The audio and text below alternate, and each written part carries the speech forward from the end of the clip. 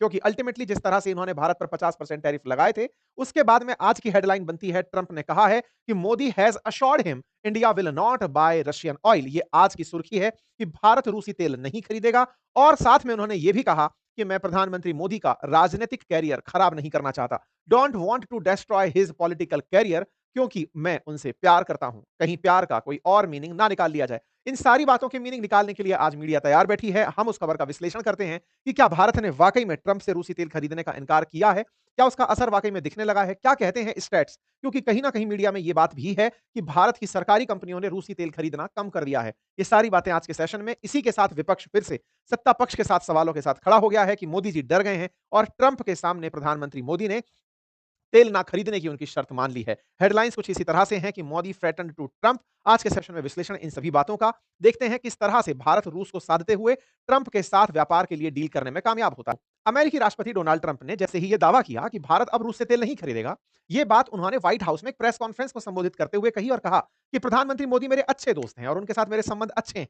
यहां पर उन्होंने यह भी बात बताई कि अब भारत रूस से तेल नहीं खरीद रहा है, अब हमें रूस पर दबाव डालने का प्रयास करना है, चीन पर दबाव डालने का प्रयास करना है। उसके बाद युद्ध रुक ही जाना है क्योंकि रूस को पैसा नहीं मिलेगा। ट्रंप बोले कि मुझे मोदी से प्यार है और साथ में उन्होंने यह भी कहा कि हाल ही में भारत में जो अमेरिकी राजदूत बनकर गए हैं, सर्जियो गौर, उन्होंने प्रधानमंत्री मोदी से मुलाकात की और वहां से पता चला कि मोदी ट्रंप से प्यार करते हैं। और मैं इस प्यार शब्द का गलत मतलब नहीं रखना चाहता हूं ताकि मैं उनके पॉलिटिकल कैरियर को खराब ना कर दूं। मैंने सालों से वहां पर बहुत सारे प्रधानमंत्री बदलते देखे हैं। लंबे समय से प्रधानमंत्री मोदी वहां पर प्रधानमंत्री हैं। ऐसे में भरोसा है कि भारत अब वहां से तेल नहीं खरीदेगा। Modi is a great man, he loves Trump, I don't want to destroy his political career with word love. आप लोग भी इस वीडियो को एक बार ध्यान से सुनिए। Thank you so much. Thank you. In light of China's export curbs on rare earths, do you view India as a reliable partner going forward? And are you planning to meet Prime Minister Modi in Malaysia? Are you open to talks in terms of Yeah, sure. He's a friend of mine. We have a great relationship. He just said that 2 days ago, as you know. We have a great relationship. No, we were not happy with him buying oil from Russia because that lets Russia continue on with this ridiculous war where they've lost 1.5 million people. By the way, Russia's lost 1.5 million people, soldiers mostly. This is a war that should have never started, but it's a war that Russia should have won in the first week, and they're going into the 4th year. And I want to see it stop. So I was not happy that India was buying oil. And he assured me today that they will not be buying oil from Russia. That's a big stop. Now I got to get China to do the same thing. You know, that is relatively easy compared to what we just did over the last week in the Middle East. Middle East was 3,000 years, and we got it done. This is 3 years. And I think we'll get it done. I think that President Putin, I think he wants to get it done. We'll see. There's a great animosity between him and Zelensky. You probably have noticed, right? And it's, I think it's hurting the process. Yeah, please. Mr. President, thank you. Curious, why did Middle East was 3,000 years. इन्होंने यहां पर जो बात कही उसे थोड़ा सा समझने की आवश्यकता है। पत्रकार के सवाल पर जब उनसे पूछा गया कि चीन के साथ भी आप वैसा करेंगे अभी जो भारत के साथ आप कर रहे हैं, तो इस पर जवाब देते हुए उन्होंने कहा कि रशिया और यूक्रेन जिस तरह से युद्ध में है, ये युद्ध रूस जैसे देश को 7 दिन में जीत जाना चाहिए था। लेकिन वो 4 साल से युद्ध लड़ रहा है, अपने काफ़ी लोगों को खो चुका है। इसलिए रशिया को वो विनर नहीं मानते हैं। वहीं दूसरी तरफ रूस के साथ भारत तेल खरीदता आया है। भारत की तरफ से मुझे एश्योरेंस मिली है। जब पत्रकार ने पूछा कि क्या आप प्रधानमंत्री मोदी से मिलेंगे? तो इस पर उन्होंने कहा कि मेरी उनसे बात हुई है और आज की बात में उन्होंने कहा कि वो अब रूस से तेल नहीं खरीदेंगे। इस बात को जब इन्होंने बोला कि भारत रूस से तेल नहीं खरीदेगा, सवाल उठने शुरू हुए कि क्या वाकई में भारत सरकार के द्वारा ट्रंप के साथ कोई टेलीफोनिक वार्ता हुई है? क्योंकि संवाद में जब आप ये बोल रहे हो कि आज उन्होंने कहा है कि वो रूस के साथ तेल नहीं खरीदेंगे, तो फिर मीडिया में बात निकल कर आई कि प्रधानमंत्री की आफ्टर ऑल मीटिंग हो कब गई? ट्रंप से बातचीत कब हुई? इसके बारे में तथ्य ढूंढने शुरू हुए। शब्द टुडे पर आकर के बात टिक गई। तब प्राप्त जानकारी को तलाशा गया तो पता चला कि प्रधानमंत्री नरेंद्र मोदी की आज से 1 महीने पहले 16 सितंबर को ट्रंप के साथ में बातचीत हुई थी, जिस पर प्रधानमंत्री मोदी ने ट्रंप को धन्यवाद दिया था। इनके 75वीं वर्षगांठ पर प्रधानमंत्री की जो बर्थडे थी, 75वीं जो बर्थडे थी, उसके लिए प्रधानमंत्री के पास जो कॉल आया था, उसके बारे में जरूर सोशल मीडिया पर मैसेज प्राप्त होता है। अदरवाइज इसके कोई भी और वार्ता की जानकारी नहीं है। एक और जानकारी जरूर है और वो ये है कि भारत में अभी अमेरिका ने अपना राजदूत भेजा है जिसका नाम है सर्गियो गोर।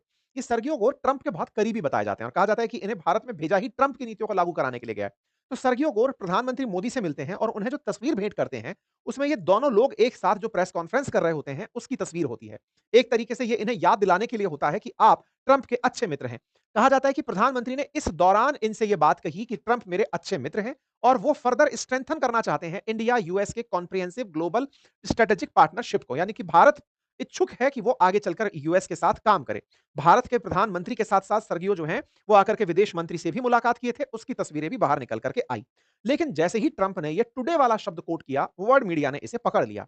एएफपी न्यूज़ लिखती है कि ट्रंप ने कहा कि Modi promised that India will stop buying Russian oil, कि प्रधानमंत्री ने इनको वादा किया है कि रूसी तेल अब नहीं खरीदेंगे। ऐसे ही ब्लूमबर्ग इस लाइन को पकड़कर टुडे पर केंद्रित कर देता है कि प्रधानमंत्री मोदी एग्री कर गए हैं कि वो अब रूस से क्रूड ऑयल नहीं खरीदेंगे। इसी के चलते विपक्ष की तरफ से प्रधानमंत्री मोदी से सवाल पूछे गए। पहला सवाल कि आप लोग इंडिया अब रशिया से तेल नहीं खरीदेगा, ये बात ट्रंप कैसे डिसाइड कर सकते हैं? नंबर दूसरा, आपके द्वारा कांग्रेचुलेशंस मैसेज लगातार ट्रंप को भेजे जाते रहे, जबकि आपके साथ वो हमेशा बुरा करते रहे। तीसरा, प्रधानमंत्री ने वित्त मंत्री की अब तक अमेरिकी यात्रा को क्यों नहीं होने दिया? इसके साथ-साथ शर्म अल शेख में प्रधानमंत्री खुद क्यों नहीं गए? इसके साथ-साथ ऑपरेशन सिंदूर के समय पर जो ट्रंप ने किया वो दुनिया के सामने जग जाहिर है। इतनी सारी चीजें क्या प्रधानमंत्री ट्रंप से डर रहे हैं? इस तरह के प्रश्न करते हुए कांग्रेस ने एक तरफ ट्रंप और एक तरफ प्रधानमंत्री को दिखाते हुए कहा कि you will not buy oil from Russia, तो प्रधानमंत्री कह रहे हैं जी हुजूर। कुछ इस तरह से कांग्रेस ने प्रधानमंत्री से सवाल किए। इन्हीं सवालों के जवाब में दुनिया भर से प्रतिक्रियाएं चल रही हैं और इधर की तरफ चाइना इस पर नजरें गड़ाए हुआ है, जिसने भी ये बात लिखी है। According to Chinese analyst, Trump remark appears to be aimed at increased pressure on Russia.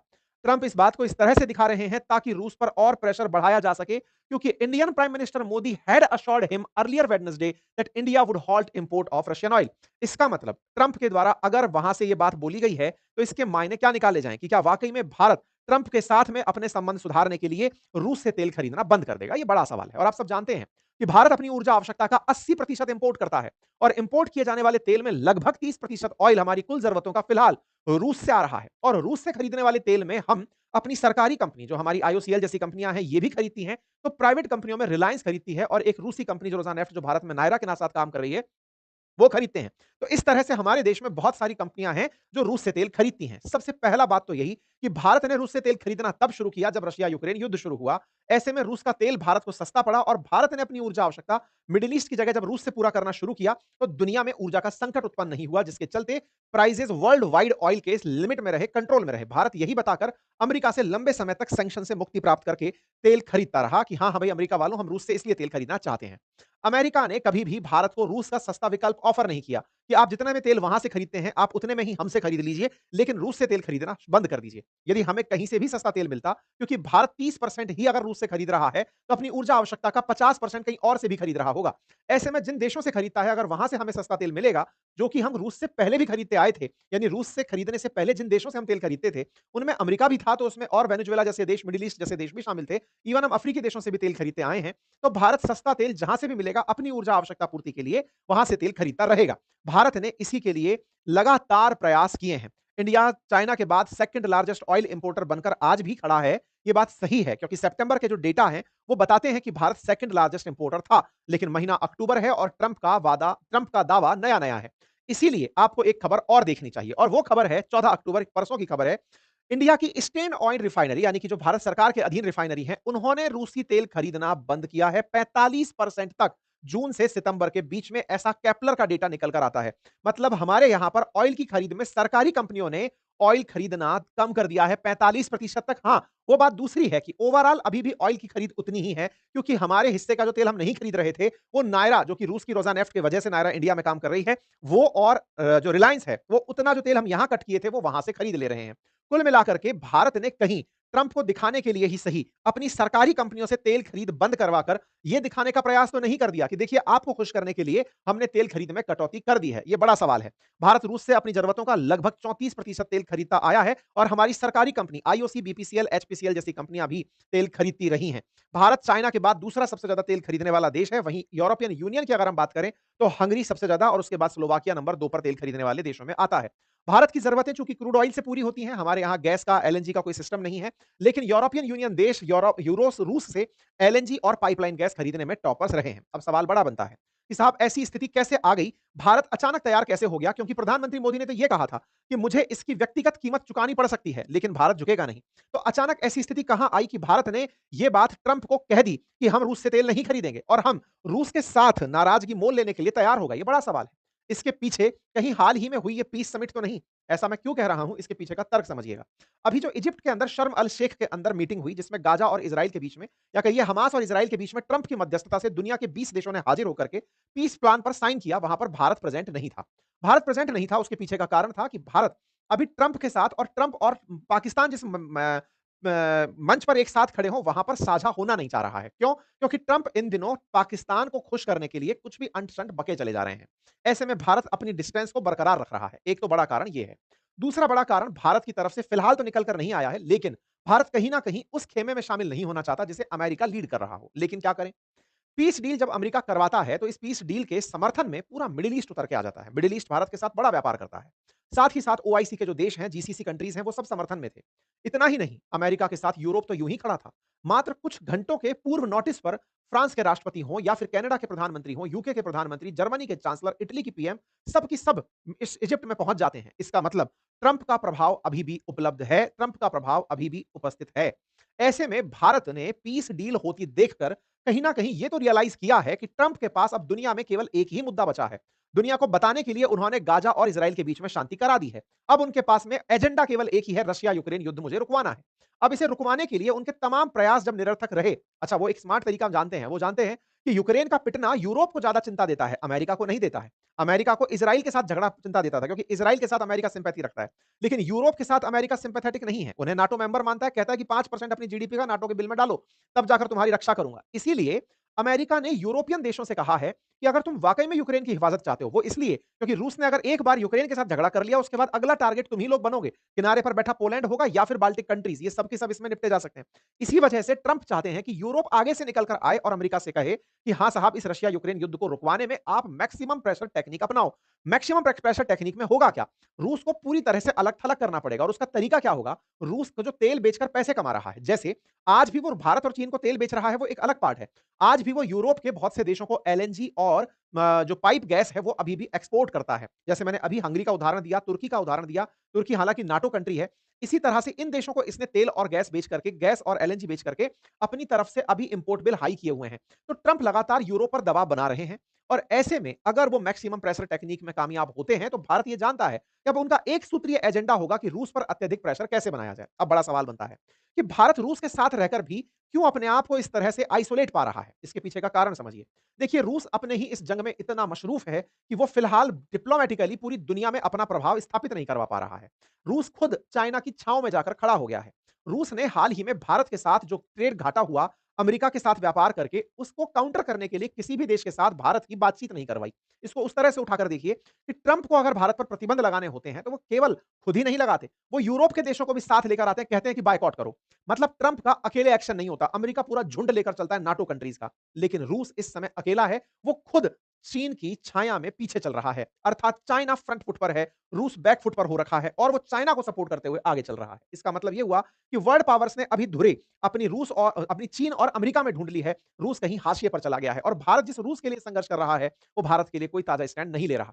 इसलिए मैं कहीं ना कहीं इस बात तक पहुंचता हूं कि कहीं भारत ने ये जो दुनिया में बदले फिलहाल के घटनाक्रम है, इसकी वजह से तो रूस को साइडलाइन करने का निर्णय नहीं ले लिया। और यदि ऐसा है, तो क्या भारत इसे पूरी कैलकुलेटेड रिस्क की तरह से ले रहा है? क्योंकि ट्रंप ने यूक्रेन का साथ देने के लिए अगर मैक्सिमम प्रेशर टेक्निक अपनाई, तो निश्चित ही वो पुतिन पर दबाव डालने के लिए चाइना पर और भारत पर टैरिफ का प्रेशर जरूर डालेंगे। मैं आपको आज की अपडेट दे देता हूं।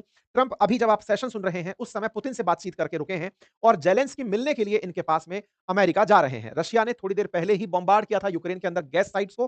ट्रंप की बातचीत हो रही है, यह मैं आपके सामने सेशन दिखा रहा हूं। I am speaking to President Putin now. इसका मतलब ये दोनों लोग बातचीत में हैं, और ट्रंप लगातार पुतिन के साथ बातचीत इसलिए कर रहे हैं क्योंकि वो उन्हें अपडेट दे रहे हैं कि देखो भाई, मैं गाजा रुकवा चुका हूं, अब तुम्हारा नंबर है कि इसको युद्ध को रुकवाना है, और कैसे रुकवाना है उसकी तैयारियां करो। और युद्ध रुकवाने के लिए अब उधर से व्हाइट हाउस में फिर से जेलेंस्की को बुलाया गया है, और इधर ट्रंप ने पुतिन से बातचीत की है। इसीलिए ट्रंप के साथ भारत कैसे आगे बढ़ता है, यह अपने आप में एक बड़ा सवाल बनता जा रहा है। एक और इंपॉर्टेंट जो घटनाक्रम है, वो भी आप लोगों को ध्यान देना चाहिए। अमेरिका में इस समय 15 दिन से ज्यादा बीत चुके हैं, उनका धन विधेयक पास नहीं हुआ है।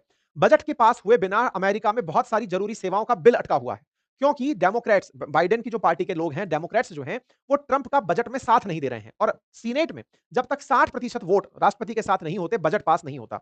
ट्रंप का बिल 55 पर अटका हुआ है। लेकिन आप जानकर आश्चर्य करेंगे कि उस सीनेट में जहां से 60 वोट ट्रंप अपने पक्ष में बजट के लिए नहीं ला पा रहे, उसी सीनेट से 85 सांसदों ने, 85% सांसदों ने, क्यों? क्योंकि सीनेट में मेंबर ही 100 होते हैं, उसमें से 85% सांसद यानी कि 85 सीनेट मेंबर्स ने ट्रंप से कहा है कि चाइना पर 500% टैरिफ लगा दो। ये बेसेंट प्रेसिडेंट के बयान को सुनाते हुए दिखाई दे रहे हैं और वो कह रहे हैं कि हमें अब सीनेटर्स ने 85 यूएस सीनेटर्स ने कहा है कि चाइना पर 500% टैरिफ लगा दो। अब ये बात बड़ी बात है।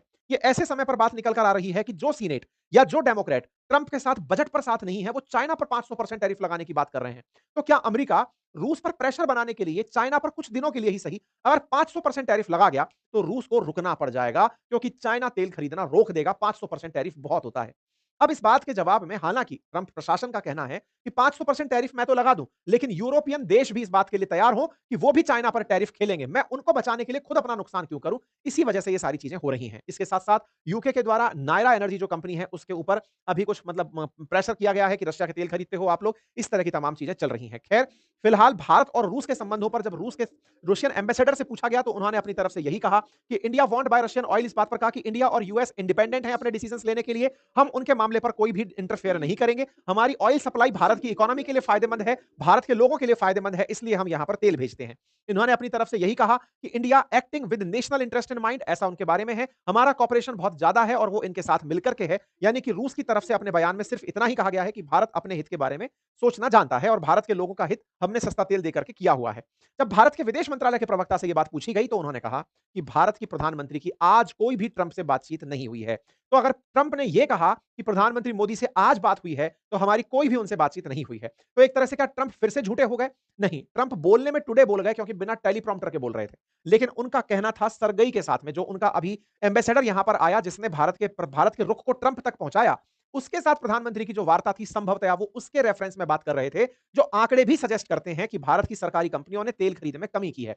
इसका मतलब भारत फिलहाल तो इस बात से निकल लिया ये कहते हुए कि हमारी तरफ से आज कोई बातचीत नहीं हुई है, लेकिन संभवतः भारत अमेरिका से ट्रेड डील करने के लिए एक डेटा उसमें यह डाल सकता है कि सर आपके साथ व्यापार तो करना चाहते हैं, आपके साथ हमारे इंपोर्ट बिल कम है और चूंकि हम तेल इंपोर्ट करते ही हैं, आप सस्ते दामों पर हमें तेल दे दो, हम रूस से तेल खरीदते हैं, हम आपसे खरीद लेंगे। कुल मिलाकर ट्रेड का जो हमारा धन उधर रूस जा रहा है वो आपके पास चला जाएगा। आप आश्वस्त कर दो कि आप सस्ता तेल दोगे क्योंकि हमें तो अल्टीमेटली खरीदना ही है। ऐसा फिलहाल के लिए प्रतीत होता दिख रहा है। भारत की तरफ से 80% तेल Iraq, Saudi America, south Africa, अन्य देशों से खरीदा जाता रहा है।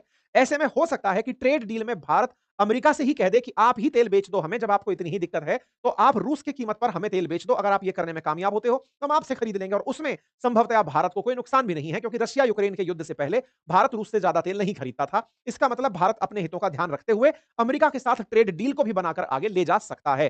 फिलहाल के लिए यही प्रथम दृश्यता दिखाई दे रहा है क्योंकि 15 बिलियन के बारे में सुनने में आ रहा है कि भारत और अमेरिका के बीच में 15 बिलियन डॉलर की ऑयल परचेज को लेकर ट्रेड डील चल रही है कि अमेरिका से हम तेल खरीद सकते हैं। इसके लिए भारत लगातार चर्चा में है, अमेरिका के साथ, ईयू के साथ, ओमान के साथ एक्टिव डायलॉग्स चल रहे हैं। जैसा भी ट्रेड डील से रिलेटेड कोई मसला निकल कर आएगा, हो सकता है कि भारत इस बार कोई अल्टरनेटिव अमेरिका के सामने पेश करे।